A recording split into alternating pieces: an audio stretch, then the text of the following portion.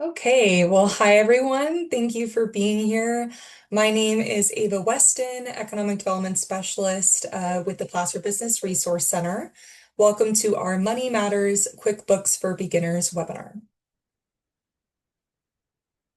So here's just a quick overview of our agenda today. First, my colleague Daniela Stepik and I are going to be providing a brief overview on the Placer Business Resource Center and the services that we offer. Then we'll turn it over to Wilson Lee from the Service Corps of Retired Executives, or SCORE for short, to give us an overview of QuickBooks. We'll then wrap up with a Q&A for anyone that has questions for Wilson or us. And please note that this is being recorded. All right, so before we dive into hearing about QuickBooks, we wanted to provide a brief introduction to the Placer Business Resource Center, as we are a great first point of contact for anyone conducting business in Placer County. And we want to paint a picture of the role that we play so that you can walk away today with a better idea of what Placer County offers to support our business community. So a little bit about us. Again, we're the Placer Business Resource Center, or PBRC for short, and we are a program run out of the Placer County Office of Economic Development. We are here to support small businesses and to get them connected with resources they need to succeed. We offer a range of services, all of which are free. These include webinars like these, one-on-one advising to address your unique needs, hiring assistance through our Business Advantage Network division, as well as navigating the world of licensing and permitting. So we're currently available for virtual appointments on Mondays, Tuesdays, and Thursdays, as well as available for walk-ins at our Rockland office on Wednesdays, and we are closed on Fridays, but we are always accessible via email at brcinfo@placer.ca.gov. That's going to show up on a future slide.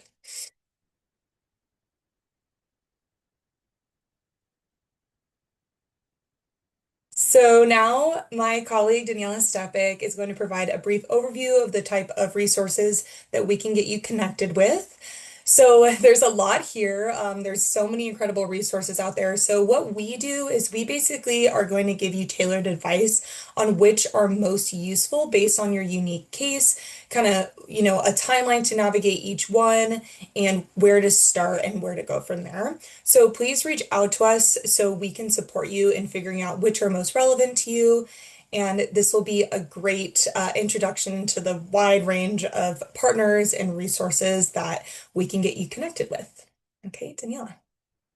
All right, thank you, Ava. So, on the next three slides, I'm going to show you some resources and I'll talk about a lot of them, but not all of them. But please know that these aren't like the comprehensive list. There's so many more out there. I'm sure Wilson's going to talk about some too, that we're going to learn today. So, we'll usually start off with these ones when we meet with you, but then depending on what your business is and what your needs are, we'll give you more resources as well. So, to kick that off, we'll start with a business assistant. So, there are a bunch of small business development centers all over the place. One that we work with a lot is Sierra SBDC, so Small Business Development Center, where they offer free advising for folks. So you just go online, sign up for an intake call, spend a couple minutes with their intake specialist, and then they'll set you up with an advisor. And there's like 150 or so consultants, advisors out there that can help you.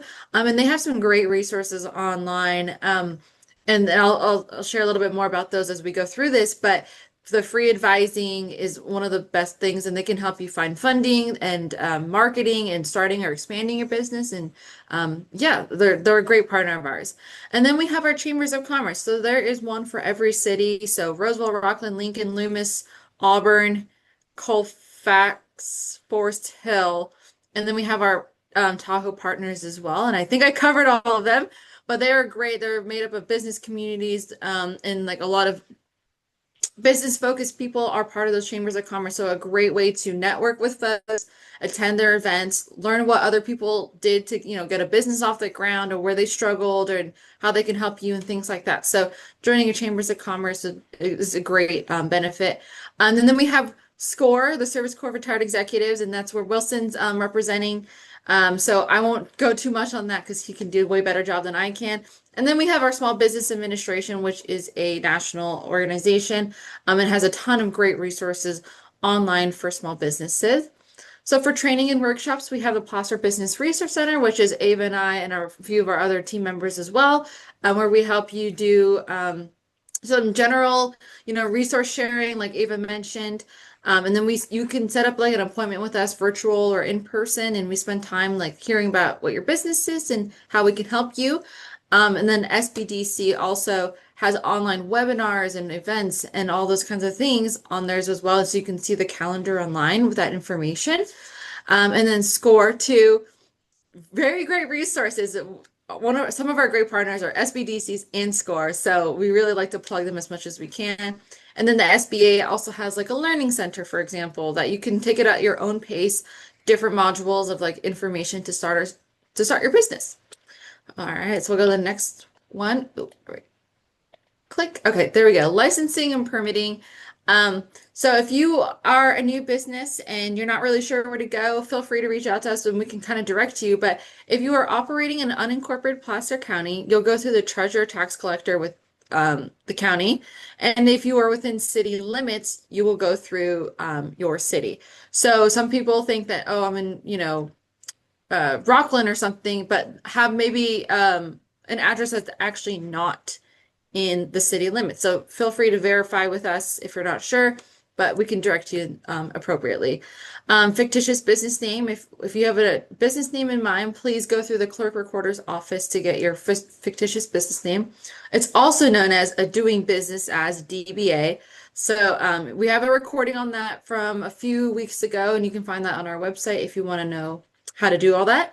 And then permits. So CalGold permit tool, easily accessible online. You just search up CalGold, and then you can, when you get to the website, you can put in your business type and then where you're located, and it'll help you determine which permits you might need.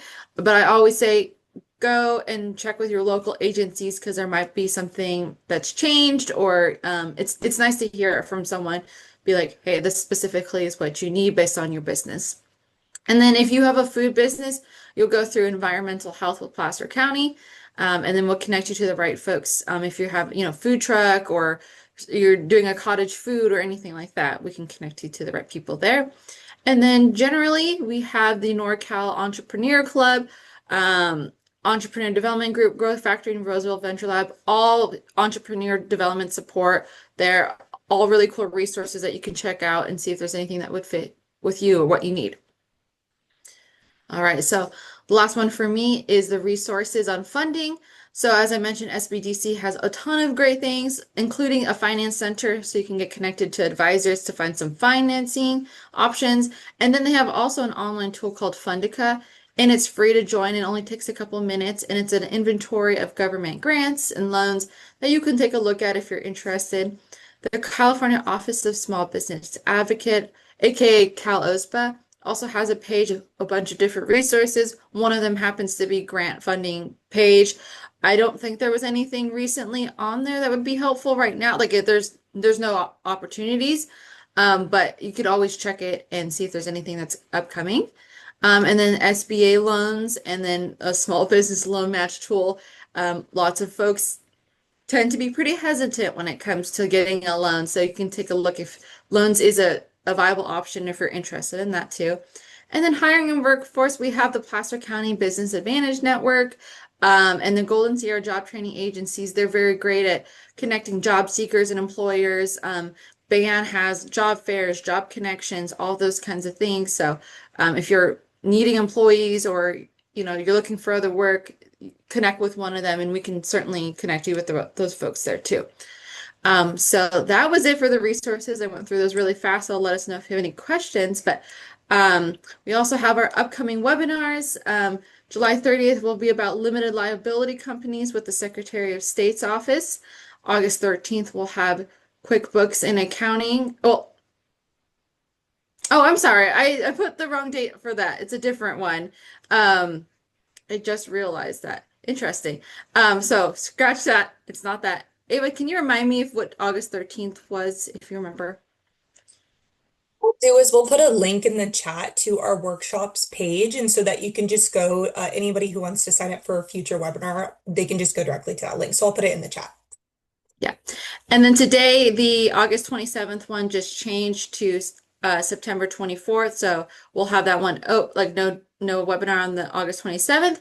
And then September 10th, idea to income financial essentials for small business with the Safe Credit Union. So it's really important to be financially ready, as Wilson will probably tell you today too. And then we'll also record these and post these on our website as well. And then just stay connected with us. You can call us or email us. And there's our social media as well. So feel free to, and it always gets messed up on the Placer for Business. So feel free to connect with us on there.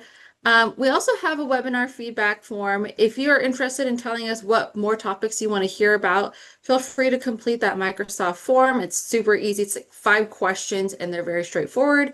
And then we also have a newsletter. So if you want to hear the latest and greatest in Placer County, feel free to sign up. We don't send you a bunch of emails. It's like once, maybe twice a month at most. And it's just really great to hear about what events are happening, grant funding, and different things along those lines. So yeah. So today we have Wilson Lee with SCORE. I'm going to read a quick bio from him and then I'll pass it over. So Wilson Lee, the Profit Guy, is the founder of My Accounting Squad, where he helps small business owners simplify their finances so they can build the business of their dreams.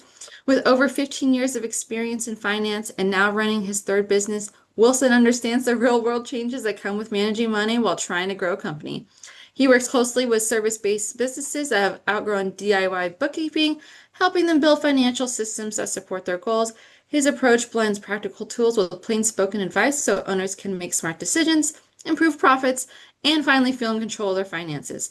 Wilson is also a certified SCORE mentor and is known for making finance simple, clear, and actually helpful. No jargon, just what you need to run a healthy, profitable business. So I will now pass it over to Wilson. Thank you so much, Danielle and Ava, and really appreciate the wonderful work that you guys and your team do at the Placer Business Resource Center. Hi everybody. Like I am very excited to spend the next, 30 minutes or so talking about a very important topic. This topic can potentially make or break your business, which is smart financial management and specifically with QuickBooks. My goal today is very simple. I want to really just help you feel confident about managing your business finance so that you can spend less time worrying about money and really focus on growing your business. Um, Daniela, do you have my deck or did you wanted me to share that? There you go. Perfect. If we can go to the next slide. Great, thank you. So just a little bit about me. I think Danielle already kind of ran through it. I worked in finance and accounting for the majority of my career, but also in that time had the opportunity to build 3 businesses. And really, I have been on a personal mission to really just make finance easy for a small business owner. And I feel like financial management has become more than just numbers for me. It's become really personal. And I'll tell you a little bit of story about myself. So over about 10 years ago, I started a creative agency with a partner. We both went in $80,000 in to start this business. We work around the clock, like many of you probably know. And we pretty much, bootstrap as much as we could. And within 4 years, we were very lucky, and we were able to get the business to close to about $1 million in annual revenue. Everything looked really great and really rosy, right? But behind the scene, what we didn't realize at the time was that we were growing really, really fast, too fast almost. We hire full-time employees probably too quickly. And the project sometimes, some months we would have a lot of work and then some months we didn't. So that really impacted our cash flow because we still had to pay all of full-time employees. Also, we were very focused on winning business. And so we probably underpriced ourselves in terms of what we were actually doing for our customer and clients. And so what we quickly realized is that we weren't as profitable as we wanted. And so as you can see, like we weren't paying as close or close enough attention to our finances as we probably should have. And so, unfortunately, 4 years in, we had to shut our door. And so we had to close down our business. And it was a very painful experience. Not only did we lose the initial investment that we put in, for the 4 or 5 years that we were running the business, I could have, worked somewhere else and make an income. And I still feel the financial impact of that and the impact that it has on my family and the quality of the life that we have now. So through that really painful experience, I really started to realize how important it is. And unfortunately, how many business owners lack the skills and the knowledge to manage their finances well. So part of this has really kind of shaped everything that I do and everything that I teach. And so my mission now is to really help business owner avoid the very painful experience that I went through. So let's go and talk about what we're going to cover today.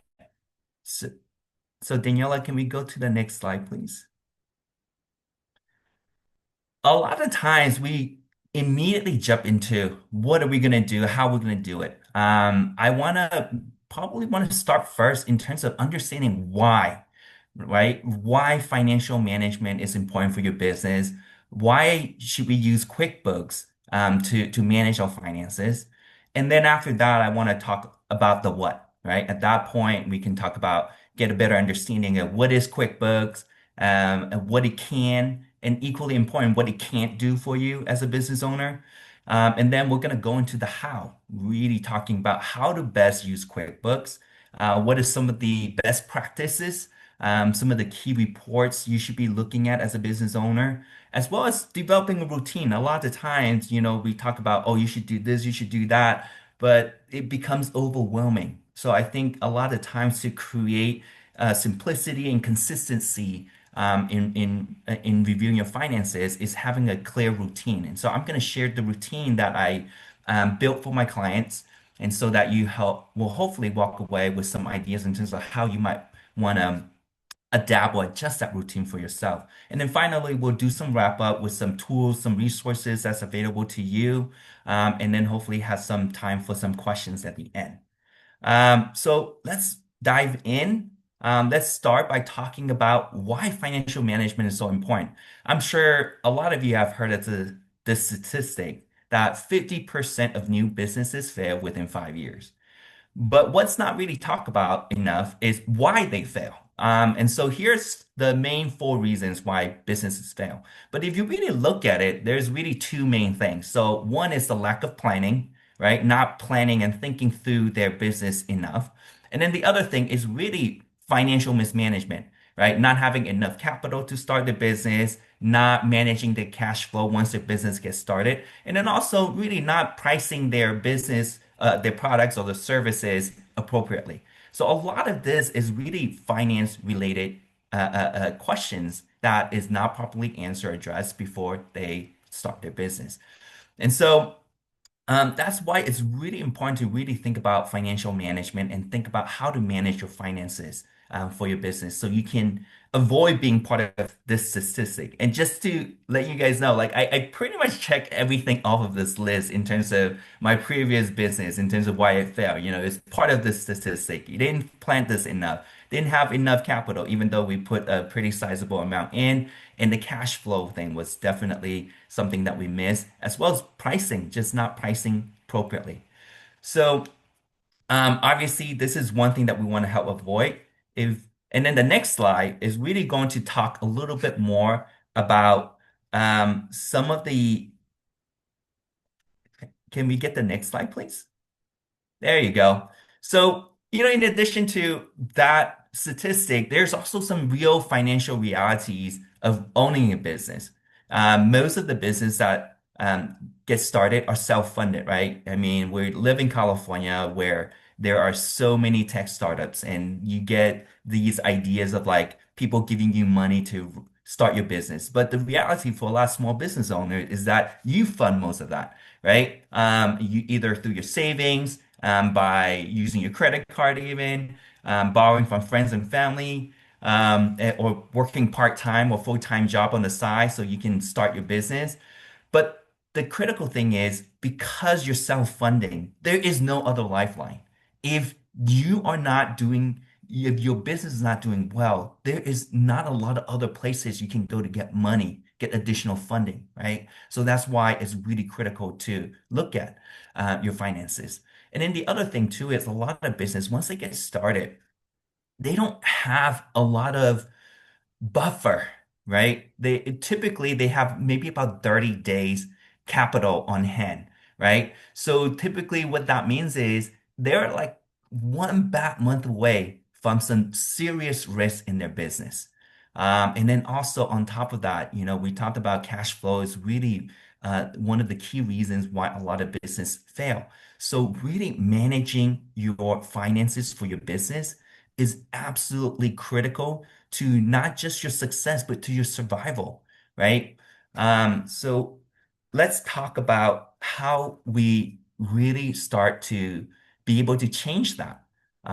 If we go to the next slide, right? One of the key things that we can really change that reality is the first thing is to really change your mindset as the small business owner, right? These are some of the key mindset shifts that I see a lot of my clients um, um, make to be able to be successful as a business owner. So the first one that I hear a lot is, I'm not good with numbers. I'm not good with finances. I didn't start, my business to become a bookkeeper or whatever, right? And I get it. I understand. Not everybody is born to be, to be a bookkeeper or accountant or anything like that. But the key thing you want to remember is that you can learn this. Even though you might not be the best at it, but you need to know this and you can learn all of this, right? And with some help, some guidance, some training, some knowledge, you can get really good at it. And you have to. The second thing is move away from reactive thinking to really more proactive and intentional. So that means creating budgets for your business, really planning your spending, and really being very intentional about your spending, right? You don't want to address things when it comes up. You want to prevent things as much as you can. Of course, there's always going to be fires, and you're going to have to react to those, but you want to avoid those as much as you can. And then the other thing is that my business money is my money, right? You want to move away from that. I'm sure many of you, when you were starting your business or when you're running your business, people told you like keep those things separate. Keep your personal finance and your business finances separate. There's a big tax, implications to that, but there is bigger implications. But I think is even more important is because you don't really get an accurate picture of how your business is actually performing and doing. Because let's say you run through a lot of your personal expenses through your business credit card, right? A lot of that starts to get captured in your business finances. So it starts to inflate what your expenses are. And so you don't really know if your business is actually profitable or not, right? So you want to keep those things separate. And then the other thing is, and I make this mistake, and I see a lot of my client make this mistake, is that they don't have the confidence to charge what they're actually worth. They price based on competition, based on fear, right? And in the beginning, it's fine if you want to charge a little bit lower to kind of break and start get the business going. But longer term, as you prove yourself to the marketplace, you want to charge appropriately. You want to make sure that you're charging based on the value that you bring to your client, right? And I know it's scary, but you want to make sure that you start to evaluate that. And we'll talk about some routines on how to make that happen. And then the next thing is a lot of people equate revenue or sales with success, right? It's like, oh yeah, my business is doing $1 million. But that's not the success metric you want to look at. The success metric you should be looking at is profit and cash, right? It's not about how much you make in your business, it's how much you get to keep.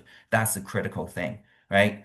And then the last thing is that, as business owners, you are conditioned to do everything. You wear 10, 20 different hats, right?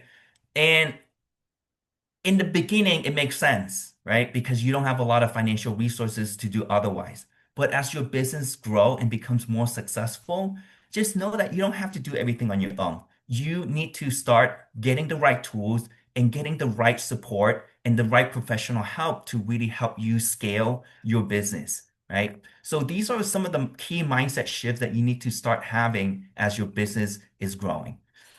So now let's move on to really talking about some of the key habits because these mindset shifts, it's not like you can just turn it on and off, right? It's like, okay, now I'm going to think differently. One of the key ways that you can start really making these shifts is in the things that you do, the habits that you do on a consistent basis. So these are some of the key habits that I see a lot of my successful clients adopt for their business to really build a financially healthy business. So the first thing, and we'll talk a little bit about this, is to keep your business and personal finances separate, right? There's the tax implication. There is really understanding the performance of your business, and making sure that you keep those two things very separate because there is also some legal implications down the line as well. So keep that in mind. And then the other thing too is we talked about cash flow and how important that is. Another thing that they do is to track cash on a weekly basis, really just getting a quick understanding of what money coming in, what money is going out, and what are some big upcoming expenses, right? And just having that in your head so that you know a, if your bank balances can cover what's coming up in the next week or two, right? So that you're not, again, not reacting, you're being proactive about it. And then the other thing is to know your monthly break-even revenue.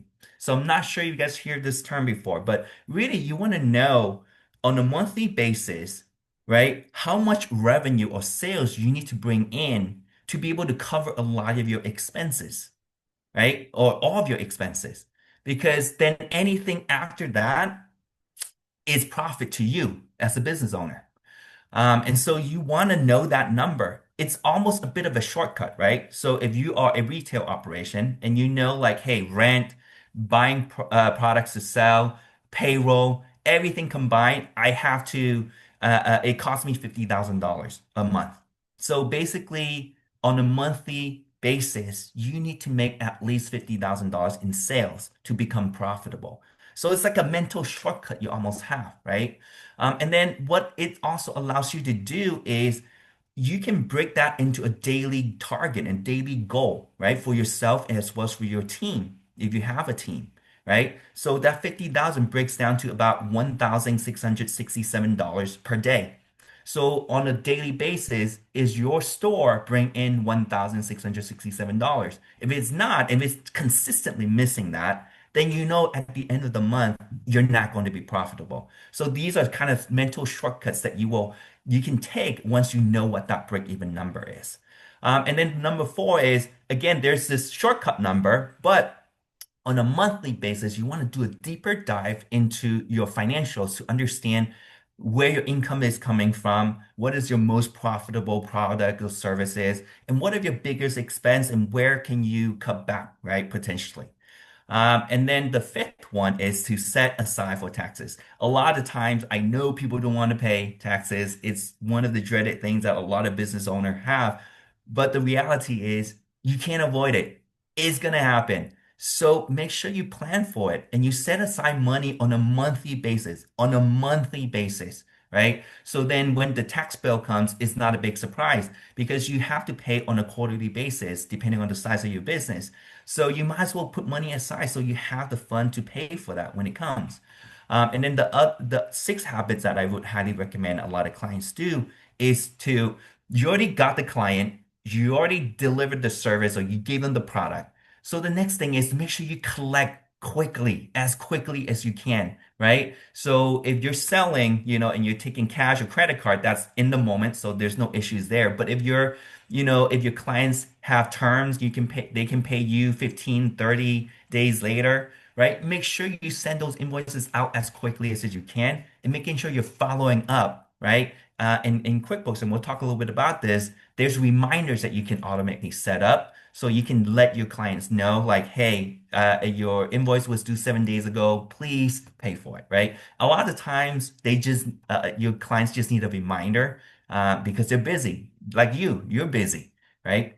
And then the other thing is to keep your business expenses lean and intentional, right? You want to evaluate all your expenses on a quarterly basis to just making sure, like, is what I'm spending still bringing value to my business? If it's not, it's time to cut that off because, like a $20 subscription to a tool that you're no longer using, that's $240 a year, right? And if there's 10 of those, it can start to add up very quickly, right? So you want to do quarterly evaluation. And then another thing that should do on a quarterly basis is revisiting your pricing regularly. It doesn't mean that you have to increase every quarter, but you should really ask yourself, right? Is my pricing still make sense? Do I need to make any adjustments? Sometimes you got to revise it down, but most of the time I advocate you revising it up. So again, these are some of the key habits that I want you to start developing and thinking about. And again, it's a lot, and you don't have to implement all this next week, right? Pick one or two that you think is most important for you right now and start to implement that. Start to build on that. And once you get one down, then add in another one, layer in another one, right? So again, this is a lot, right? And so to do this manually, if we can go to the next slide, would be asking a lot of you. And so this is where you really need a tool to stay organized, right? And that's where Intuit QuickBooks comes in. It automates a lot of what we talked about, right? And it kind of reduces a lot of the errors and it saves you a lot of time. QuickBooks Online, or QBO for short, is one option, but there are a bunch of different options out there. And so Wave, Zoho, FreshBooks, Zero, right? These are all different options, and it really depends on your specific business situation. But one of the reasons why QuickBooks is so popular is because they kind of dominate or monopolize the market a little bit. And there's goods and there's bads. But the good thing is, right, at a certain point, when you outgrow doing bookkeeping yourself, you might want to give it to a bookkeeper or an accountant. If you use QuickBooks, it's the most popular, and so a lot of people can just really pick it up and really be able to help you and make that transition as smooth as possible. So there's a lot of benefits to using QuickBooks, but again, you're not limited to QuickBooks. But today, because it is one of the most popular one, we will be focusing on QuickBooks. So before we talk about, too deeply about QuickBooks, we want to maybe just explain a little bit in terms of what QuickBook actually is. So we can go to the next slide.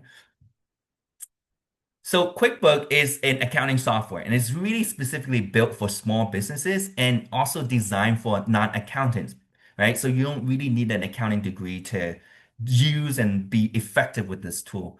And then also there is a distinction between QuickBooks Online and then the QuickBooks Desktop. With the online is becoming the most popular and desktop is kind of slowly kind of being left in the dust just because the online version is so much more accessible and so much easier for a lot of people to use, and there's a mobile app attached to it. I think with the QuickBook Desktop, you install it locally on your computer, but you run into a couple of different risks, right? So the first one is if your computer break or with if you fall into a scam, like all that is going to get wiped out, right? And so that's why QuickBook is not desktop is becoming less and less popular. And then also Intuit, the owner of QuickBooks, is investing a lot of resource into QuickBooks Online, so it's becoming better and better too. So a lot of the times, if there's no reason to, most of you will go with QuickBooks Online. So when I'm talking about QuickBooks in this presentation, I'm specifically talking about QuickBooks Online. And then there are different subscription levels, different plans, depending on your need. And we'll talk about how to decide and how to pick which plans is right for you. And if you already pick one, it's okay because you can always upgrade or downgrade depending on your needs, right? So now that we talked a little bit about what QuickBook is, right? And so I'm going to step back a little bit because a lot of times, for people who are not familiar, right? What is an accounting software? So I'm going to step back a little bit. So really think of your accounting software in terms of where all your finance data are going into. It's like a hub for all your finance data because you might use a POS system, right? That is not your accounting system. But the thing is, you will pull all that sales data, right? And put that and find a way to bring it into QuickBooks. So all your sales, your bills, and all that stuff, that's your main hub. And so that's what's going to allow you, right? Because all that data, once it comes in, is going to allow you to put into different buckets and then allow you to then create these uh, um, financial reports to better understand how your business is doing. So here's a quick overview, right? These are some of the general functions that QuickBooks can do for you. And so for a lot small business owner, if you don't have a complex business, start with some of these more basic functions, right? Just tracking your income, your expenses, creating and sending invoices to your customer, and then being able to pay and manage your bills that your vendor sends you. And then once all that data is in there, right, is really running these reports to help you better understand how is your business performing financially. And then there's more advanced functions, right? If you run a retail store, you might want to be able to manage your inventory there. So that's one way, one advanced feature that QuickBooks has. And if you do and deal with a lot of contractors, or if you want to leverage them as a payroll provider, they also have some of those functions as well. And if you do things by projects, you can start to track everything by projects, and then you can see if that project, that specific project is profitable or not, right?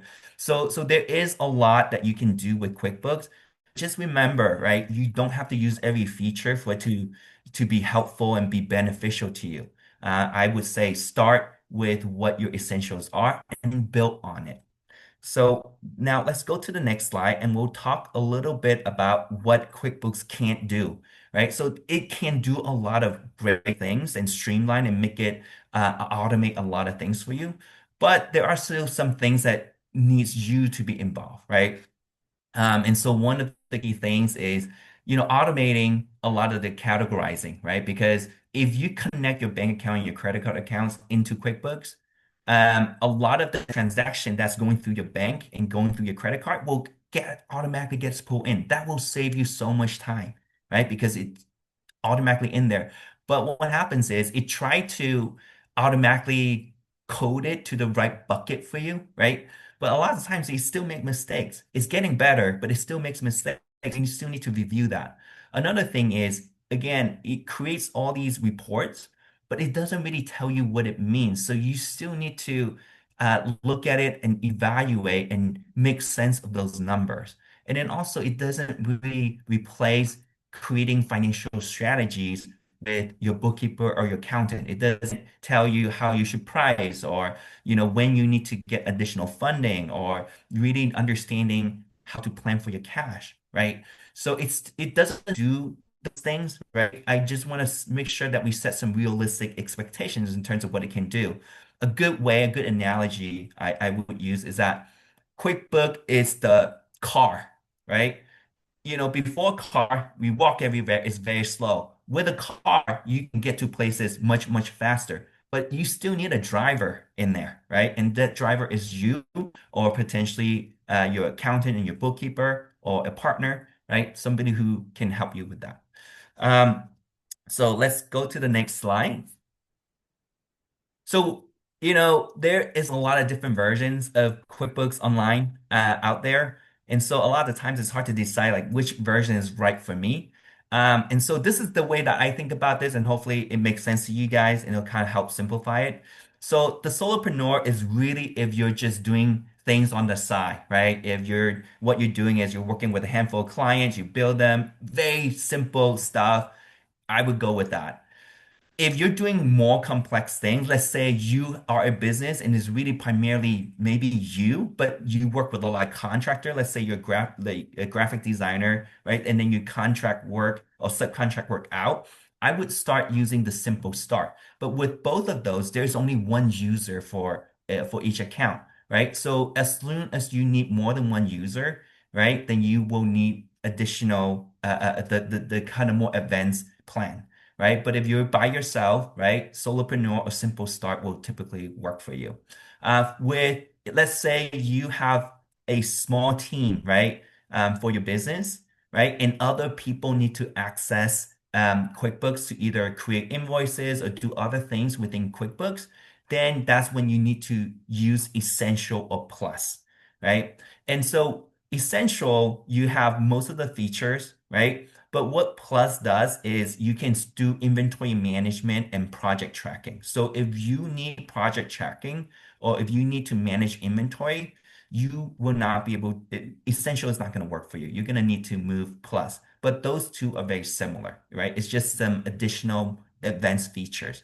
And then advanced is really for a business that is going, that's bigger, right? Or is scaling very quickly, right? And you need more control, right? And so that's when you have multiple managers perhaps in your business or multiple stores, and you're having some approval process and automate some of the workflow. That's when it makes sense to go with advanced. But most small businesses can probably get away with Essential or Plus for the most part. All right. So in terms of next part is really talking about, now that you pick your, what makes the most sense, right? Which version makes the most sense for you? You want to be able to make sure that you leverage QuickBooks and use the best that you can with it, right? You want to make sure that you are effective with it. So the first part is to really just customize your chart of accounts. So the charts of accounts is really the different buckets that you put into your different expenses or your different income, right? And that will allow you to understand, how you're doing financially. Again, due to time limitations, we're not going to go into too much details here, but don't overcomplicate it. When you first set it up, it'll ask you what industry you're in, and based on that answer, right, it'll set up some chart of accounts for you.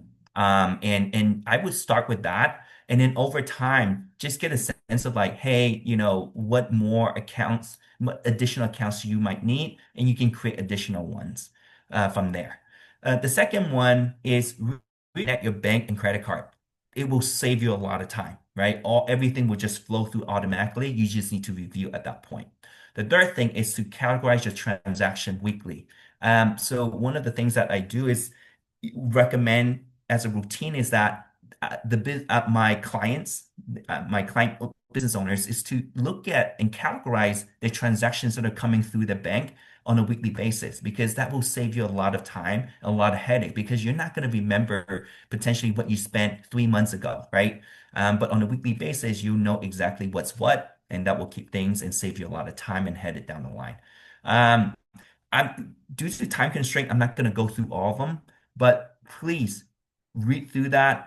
Another one that I really want to point out is attach receipts for any large or unusual expenses.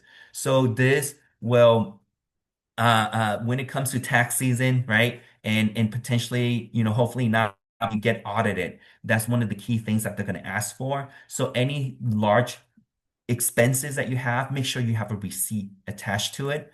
And then also, like if it's unusual, make sure you have a receipt attached to it. And if anything that looks like a personal, potentially can be personal expense or look like personal expense, have a receipt attached to it, because you just don't want to, you want to audit proof your book as much as you can.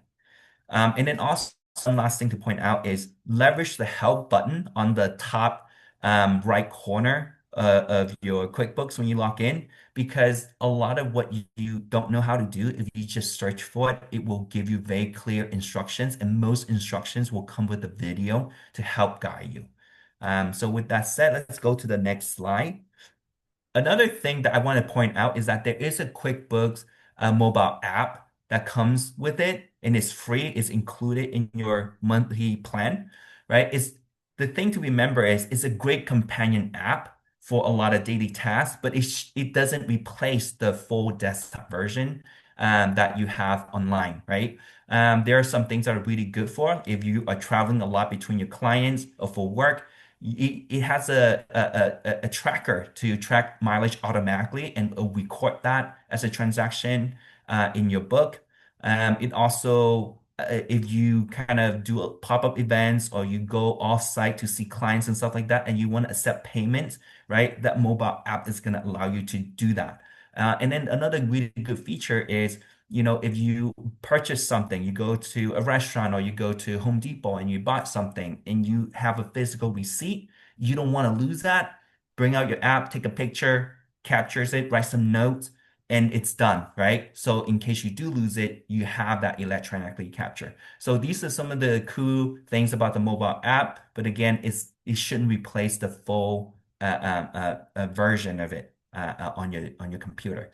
So moving on to the next piece is these are, again, the whole point of keeping track of this data, keeping track of all these numbers is to ultimately put together these financial reports. And these financial reports are some of the most powerful tools that you can use to manage your business, right? But the thing is, it does require you to understand what each of these reports are telling you. And each of these reports tells you something different about your business. So for the profit and loss statement, it's pretty self-explanatory, but it tells you if your business is profitable or not. On the balance sheet, it tells you the financial snapshot of your business at any point in time. It tells you how much you own, how much you owe, and then tells you what is your net worth, right? So that's the easiest way I can explain it to a lot of people who don't know these accounting jargons, is it's basically your business's net worth, right? You own certain things, and then you have a credit card or you take out loans, so you owe those things. And then if you subtract those two out, is it positive? Because if it's positive, then you have positive net worth and you want to keep growing that and you want to see that grow over time. And then your cash flow statement. We talk about cash. The cash flow statement lets you know what's coming in, what's going out, right? And that's really important to do. Another one I want to point out is the accounts receivable aging. For a lot of like retail shops, you might not be looking at this, but for everybody else who allows their customers to pay with terms, right? 15 days, 45 days, whatsoever, right? You want to make sure you stay on top of that. This will let you know which customer is current, which one is not, and it really pushes you to focus and make sure you collect because you already did all the hard work of delivering your service. So make sure you get paid for it, right? So these are some of the main reports I would recommend that you look at, and it's already set up, right? You just need to start and you just run it on a monthly basis, and it will show you. But you might need some help to really understand what it's telling you and how to use it. Um, if we can go to the next slide. Again, as you can see, there's a lot, and it's going to be very difficult for me to do a live demo. So what I've created here is to give you some tutorials on some of the key aspects of setting up QuickBooks. I use QuickBooks official links, so that would be very helpful. Again, they're very user-friendly, so look at it. But also, I picked some of the most experts on YouTube, right? That is very good with QuickBooks and highlight some of the and use their videos to show you. Like they typically speak in very plain language, so it's easy for people to understand. So I would highly check them out. And another tip is do open your QuickBooks, watch the video, and follow along and do it as you're watching it because it's so much easier to learn as you're doing it as opposed to just watching somebody else do it. And so that's why I would highly recommend you click through some of these videos and depending on where your needs are. So let's go to the next one. So this is the routine that, again, there's a lot here, and I wish I had more time to kind of go through more things in detail. But if there's nothing else, this is the routine that I want to hopefully get you guys to adopt. So basically, my goal here with my clients is I want to get them to do all their finance or accounting related tasks in 2 hours or less per week, right? And this is kind of how I break it down for them on a daily basis. Log in, check to see if there's anything major coming in. And then at the end of the day, make sure you send out invoices for works that you've done. And then on a weekly basis, typically on Friday morning, I would ask them to go in and categorize their transaction. There's this concept called batching. Instead of doing a little bit here and there throughout the week, just do all of that same task on Friday. And so categorizing your transaction is going to be one of those things that I would recommend to just batch it and do it once a week. And then review any unpaid invoices, that AR report that we were talking about, just making sure that anybody that's unpaid to send them reminders that they're overdue. A lot of times they just need a reminder. And then the other thing is to just check to see what bills is coming up. And so this way you can make sure you have the balances in your bank to be able to cover that. And then if there's any receipts you haven't uploaded, this is a good time to do that as well. And then on a monthly basis, it's to just, have a meeting either with yourself or your partner or your bookkeeper to really run through some of the reports that we talked about. And then also a good time to move that money that you set aside for your taxes and move it to a savings account because that money is already locked in. It's set for taxes. You can't use that, right? So you want to pull that away. Otherwise, you will start to tap into that. And then the other thing too is to just reconcile your bank and credit card account because a lot of times you want to make sure that it balances, right? And it ties back to your book. And then on a quarterly basis, this is really more of a business review, is to either check in with your accountant or some sort of advisor to really just evaluate the health of your business, right? To evaluate your pricing, evaluate your margin, to look at some of your expenses and making sure that you're not paying for anything unnecessary to make sure that your business is still healthy, right? And I would schedule these on your calendar with reminders, so you start to build these as habits over time. If you can go to the next slide, please. So again, I know this is a lot, and we're not going to be able to learn how to manage your finances in one workshop, but I hope it's enough information to kind of help you get the overall picture of what you might need to do, but also giving you some good tips in terms of where you can potentially get started. But here are some of the key takeaways, is to just get started, keep it simple. You can make it, you can build on it over time, but start, keep it simple, create a routine. Take the routine that I just shared as a starting point and modify and change it and adapt it to what works for you and your business. And then the other thing too is you're not alone. It can be a lonely journey as a business owner, but there are tools, there are resources, and there are people to help. So I want to go to the next slide and just share some resources, right? So again, the Placer Business Resource Center. I'm not going to go into that. I think Daniela and Ava did a wonderful job. Another thing I would point out too is SCORE, which I am a volunteer for. I am a mentor for them. And basically, we offer free mentoring for people who are starting or growing a business. And any topic that you might need some help on, we would be able to pull in the right expert to talk to you, right? I am the finance expert. So if you need some finance accounting help, we can do that.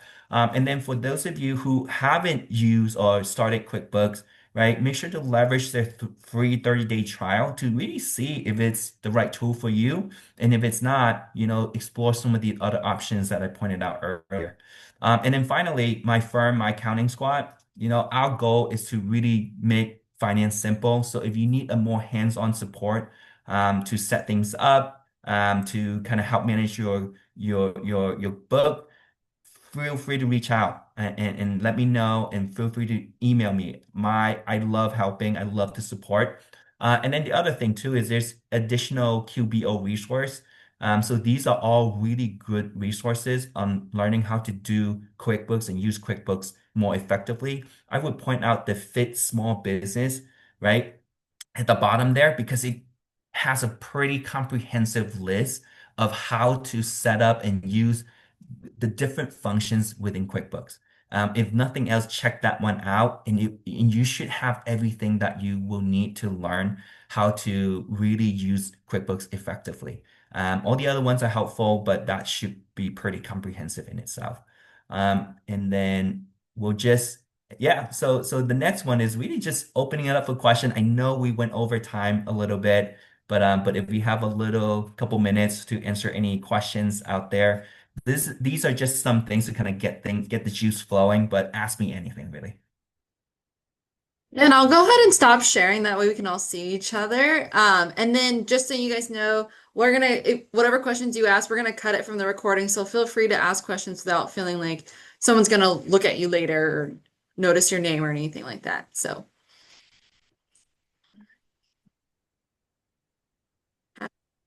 If feel free to raise your hand. There's a little function at the bottom that says raise hand, or you could type it in the chat, or like we'll figure it out. Just let us know how you want to do it. Q&A is an option as well.